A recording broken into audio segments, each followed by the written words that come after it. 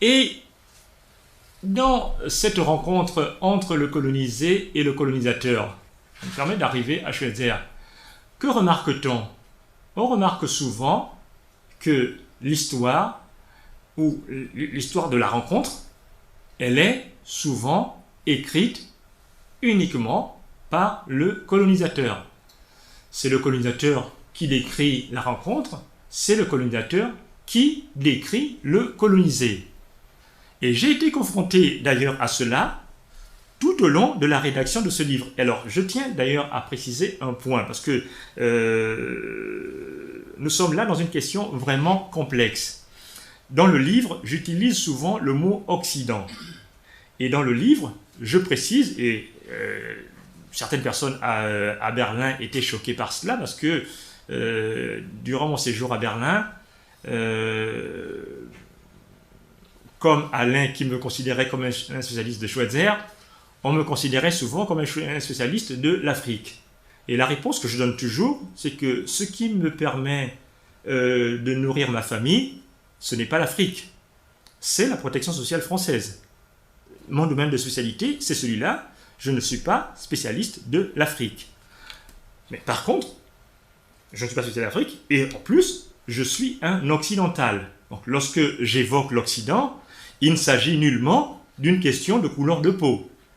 Je suis un occidental. Donc, la question de l'étrangeté ici, c'est que je suis un occidental, mais en même temps, je ne suis pas considéré exactement comme un occidental. C'est toujours un peu compliqué. Mais si on dépasse mon cas personnel, qui n'est pas le plus intéressant, c'est par rapport aux gens que j'ai rencontrés.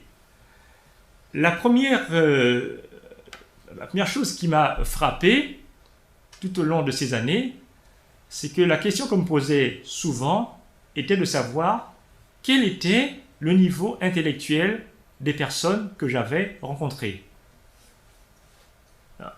Mais pour vous dire, le livre a été présenté à Libreville le 14 mai, j'ai eu droit aux mêmes questions de la part des Gabonais. Donc ce n'est pas du tout une question française. Et même mieux, il y a certains, un Gabonais qui m'a demandé si ces personnes avaient réellement existé. Alors, manque de peau, le 14 mai, j'ai invité, puisqu'il y avait mon premier témoin chronologiquement, qui est une dame âgée de 75 ans aujourd'hui, ancienne institutrice, donc qui n'est pas du tout une villageoise, et mon dernier témoin, qui est un médecin. Donc là, évidemment, ils étaient présents. Donc, évidemment, là, les gens commencent à s'interroger, à se dire « Ah, ce ne sont pas uniquement que des points de vue de villageois. » Puisque malheureusement, et c'est pour ça que j'évoque la situation coloniale, le propos qui est retenu, le propos qui doit faire foi, c'est le propos du colonisateur, c'est le propos de l'occidental. Les autres n'ont absolument rien à dire. Et ce que j'ai essayé de mettre en scène, ce que j'ai essayé de montrer dans ce livre, c'est que les indigènes, c'est que les gens, c'est que le colonisé, c'est également un être. Parce que le colonisé est souvent présenté ou considéré comme un non-être. J'ai en mémoire une anecdote qui est souvent rappelée au Gabon et que certains, peut-être ici, dont certains ont entendu parler, c'est pendant la période coloniale, où vous avez un administrateur, un blanc, qui entre dans un bureau où vous avez un personnel africain et qui demande s'il n'y a personne ici. La personne ici, ça veut dire, c'est ce que les Brésiliens appellent l'invisibilité du noir. Il n'y a personne ici. Mais ce « il n'y a personne ici », malheureusement, se poursuit jusque dans les productions scientifiques. Puisque ce que l'on m'a souvent dit, ce qu'on m'a souvent avancé, c'est que, après tout, pourquoi écrire de nouveau sur Schweitzer? Tout a été dit sur lui. Mais ce propos, encore une fois, n'est pas qu'un propos de Français, mais également des Gabonais m'ont dit, il y a déjà des tas de gens plus qualifiés qui ont écrit sur lui. Qu'est-ce qu'on peut dire de nouveau sur Schweitzer? Et moi, je leur disais, mais combien de Gabonais ont écrit sur Schweitzer? Ah bon, oui, mais peu de Gabonais se sont intéressés réellement à Schweitzer parce que justement, ils partaient du postulat que tout avait été écrit sur lui. Et même parmi mes premiers interlocuteurs, lorsque je rencontrais des personnes dans les villages, il y avait souvent la réaction suivante. Les entretiens que j'ai réalisés étaient faits dans deux langues du Gabon que je maîtrisais parfaitement, mais il y avait toujours une espèce de gêne. La personne me disait « Oui, mais attends, il y a mon fils qui lui a fait des études et qui te parlera mieux. » Donc ça veut dire que du côté du colonisé, on a intériorisé une espèce d'infériorité. On se considère que ce que je peux dire n'a absolument pas de poids par rapport à ce que pourrait dire un lettré. Ça, c'est vraiment un point qui est important dans ma démarche. Mais dans cette aventure, j'ai toujours eu à l'esprit ce qu'avaient écrit un certain nombre de personnages, un certain nombre de personnes, d'auteurs qui me sont chers, et notamment Aimé Césaire. Aimé Césaire dit ceci: il y a deux manières de se perdre, par ségrégation murée dans le particulier ou par dilution dans l'universel. Ma conception de l'universel est celle d'un universel riche de tout le particulier, riche de tous les particuliers, approfondissant et coexistence de tous les particuliers. Donc j'ai essayé dans cette démarche de ne pas tenir compte de ce qui me disait tout a été dit et que de toute façon on ne pouvait plus rien apprendre de ces gens-là. Or, pour m'être intéressé ou pour travailler sur les questions de santé, et là je le dois beaucoup à mes maîtres en droit, comme quoi les juristes ne sont pas aussi des gens aussi fermés qu'on veut souvent le dire. J'ai eu un certain nombre d'enseignants qui m'ont beaucoup influencé. Je pense notamment à quelqu'un qui est décédé aujourd'hui et que Jean-Pierre Chauchard, qui est parisien, a dû connaître, en l'occurrence le doyen Gonidec.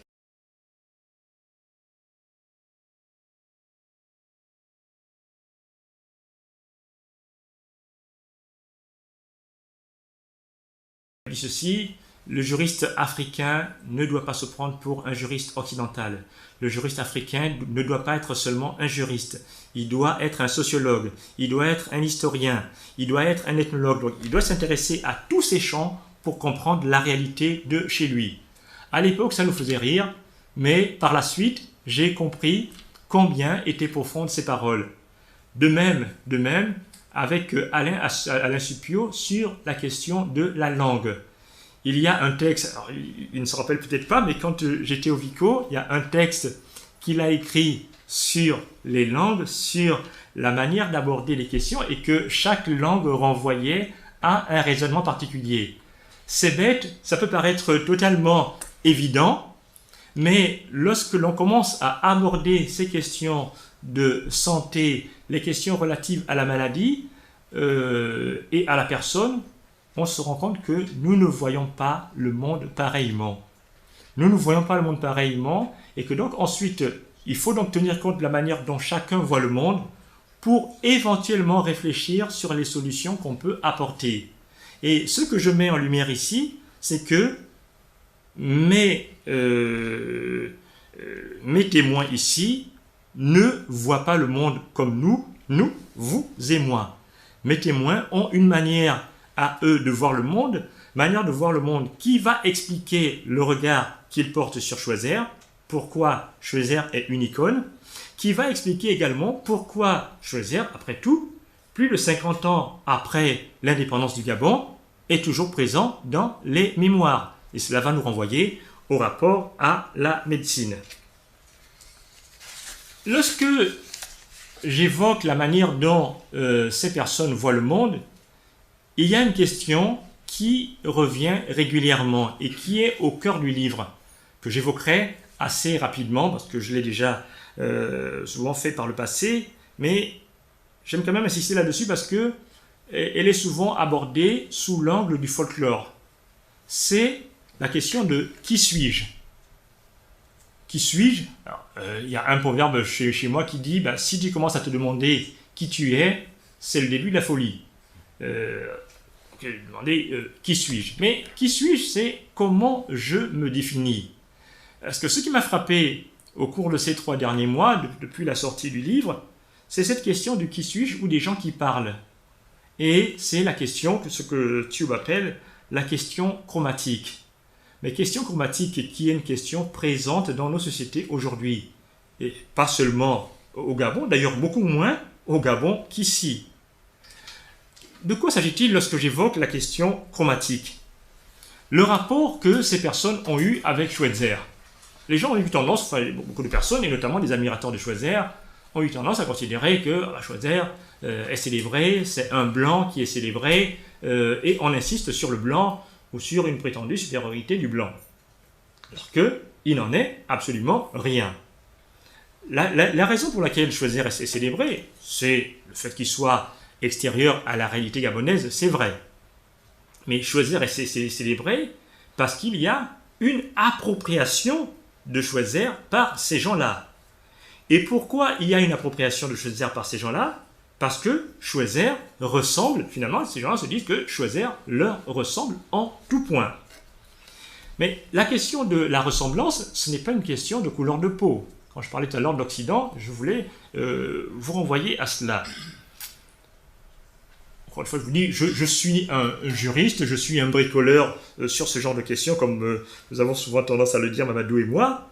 Mais quand je me suis lancé dans cette aventure, durant cette aventure, j'ai fait un petit travail de recherche qui allait l'aire géographique de l'Angola jusqu'au Sénégal, donc tout le golfe de Guinée. La question que je posais, c'est comment désigne-t-on les êtres humains?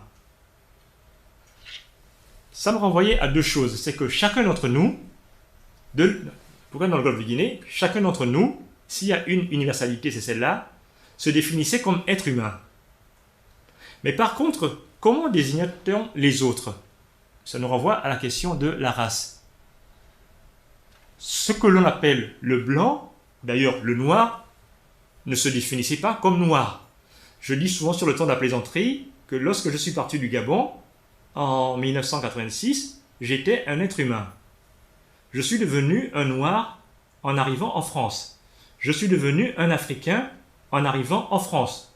Au Gabon, je ne m'étais jamais défini comme un Africain, ou comme, alors ce qui d'ailleurs fait bondir, et Tube en est témoin ici, un certain nombre de collègues, parce que je dis, l'africanité, je la découvre en Europe. C'est en Europe que je deviens un Africain, et d'ailleurs, j'ai toujours du mal à savoir ce que c'est qu'un Africain. Ceci est un autre débat. Donc, cette question, je suis un être humain lorsque j'arrive ici, mais la personne qui arrive chez moi, ce n'est pas un blanc. Dans toutes ces langues, de l'Angola au Sénégal, il n'y a, à ma connaissance, aucune langue où le blanc correspond à la couleur blanche. Si vous parlez le lingala, on vous parle du mundélé. La couleur blanche, c'est Pemba.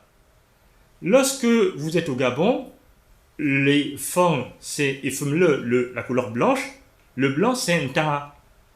Au Sénégal, Tubela peut l'attester, le mot Toubab vient de l'arabe Tobib, pour désigner le blanc. Mais donc, ce n'est pas du tout une question de couleur. Donc, la construction des identités par la couleur, ce n'est pas une conception qui vient de ces gens-là. Donc, ces gens-là n'ont pas le réflexe de voir les gens par les couleurs. D'où d'ailleurs, lorsque j'étais à un salon des livres en Alsace au début du mois de mai, il y a une dame qui était assez véhémente, qui est venue vers moi en me disant « Vous n'avez pas honte d'écrire un livre sur ce personnage qui a exploité des Gabonais et en plus un personnage raciste ». Mais moi j'ai eu des problèmes avec ce mot raciste parce que, évidemment, dans ma jeunesse, Schweitzer est présenté comme un raciste. Mais lorsque dans ma langue, je vais demander aux gens Schweitzer était-il raciste? Alors, il y a des gens ici qui sont formes comme moi. Comment va-t-on dire raciste en forme? Alors, j'ai essayé de trouver une astuce en disant Schweitzer, c'est quelqu'un qui ne vous aimait pas. Alors évidemment, les gens sont atterrés en disant mais comment tu peux dire que ce type ne nous aimait pas? Il a passé 50 ans ici, il est enterré ici, sa femme est enterrée ici, sa fille est enterrée ici, et tu dis que ce type ne nous aimait pas. Alors, il dit mais viens nous présenter ces blancs-là qui, eux, nous aimaient et que nous, on n'a jamais vu. Et je me suis rendu compte que cette question du racisme, c'était une question que moi, occidental, je me posais, mais qui n'était pas du tout leur question à eux. Non pas que eux, ils n'aient pas de questions, ils ont d'autres questions qui ne nous intéressent quasiment jamais.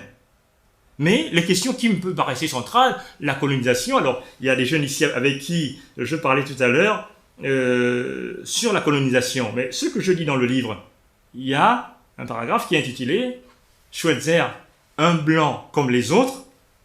Donc Schweitzer est un produit de la colonisation, ça personne ne le conteste, mais en même temps, il y a une particularité chez Schweitzer dans le regard de ces gens-là, qui ont eu la possibilité de comparer Schweitzer avec d'autres personnes.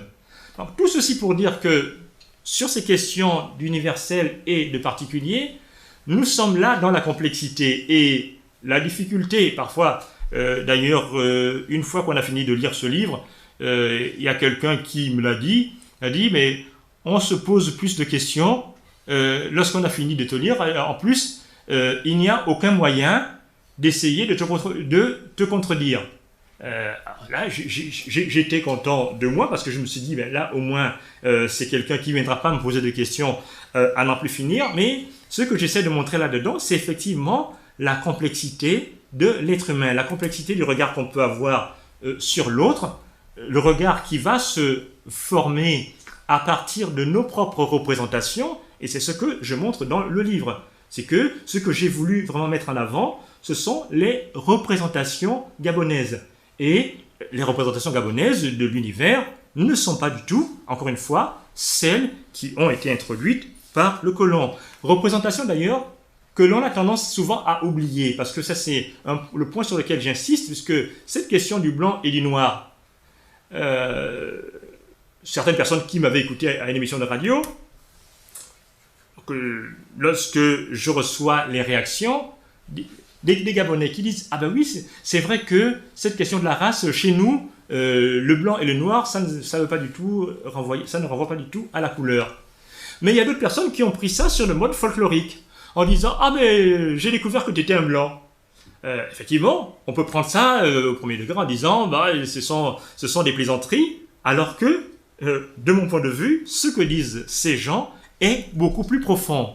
Et malheureusement, on a tendance à le considérer comme étant des propos légers dont on peut sourire et qu'on peut continuer à négliger, ce qui nous renvoie, encore une fois, à ce que Pierre Legendre évoquait ici et ce que Mudimbe a appelé la fameuse bibliothèque coloniale. C'est-à-dire qu'on a une série de représentations qui ne sont pas uniquement, qui ne sont pas restées à l'époque coloniale, mais qui nous poursuivent jusqu'à présent.